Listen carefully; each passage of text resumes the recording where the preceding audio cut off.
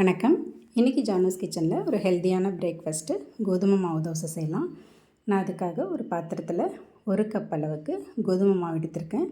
2 table ஸ்பூனுக்கு ரவை, 1 table ஸ்பூனுக்கு அரிசி மாவு சேர்த்துருக்கேன். அதில் தேவையான அளவு உப்பு, கொஞ்சமாக சீரகம், கொஞ்சம் பெருங்காயம் இதெல்லாம் போட்டுக்கிறேன். சேர்த்து கொஞ்சமாக தண்ணி ஊற்றி இதை நல்லா கட்டி இல்லாமல் கரைச்சி வச்சுக்கிறேன். இந்த மாதிரி கலந்து விட்டு இதை ஒரு 10 நிமிஷத்துக்கு மூடி வச்சுக்கலாம்.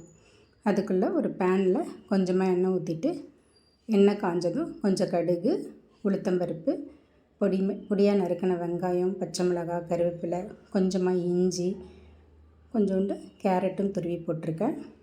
இதெல்லாம் ஒரு 2 நிமிஷத்துக்கு வதக்கிக்கிறேன். அதை எடுத்து நம்ம கரைச்சி வச்சுருக்க கோதுமை மாவில் சேர்த்துக்கலாம்.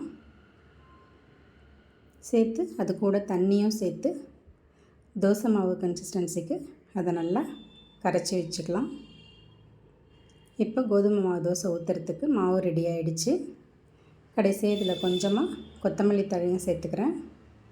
இது இருக்கட்டும். இதுக்கு ஒரு சட்னி ரெடி பண்ணிக்கலாம். ஒரு மிக்ஸி ஜாரில் 2 காஷ்மீரி மிளகாய், 2 வரமிளகாய், ஒரு 4 பல்லு பூண்டு, மீடியம் சைஸ் தக்காளி 1 கட் பண்ணி போட்டிருக்கேன். கொஞ்சமாக பொட்டுக்கடலையும் சேர்த்துக்கிறேன். இதில் தண்ணி சேர்க்காமல் கொஞ்சமாக எண்ணெய் சேர்த்துக்கிறேன். தேவையான அளவு உப்பு சேர்த்து இந்த மாதிரி அரைச்சிக்கலாம். மிக்ஸி ஜாரை கழுவி கொஞ்சமாக தண்ணி சேர்த்துக்கிறேன். இந்த சட்னியை தாளித்து கொட்டிக்கிறேன். எண்ணெயில் கொஞ்சம் கடுகு, உளுத்தம்பருப்பு, கருவேப்பிலை சேர்த்து சட்னி தாளித்து கொட்டிக்கிறேன். சட்னியும் ரெடி ஆகிடுச்சு.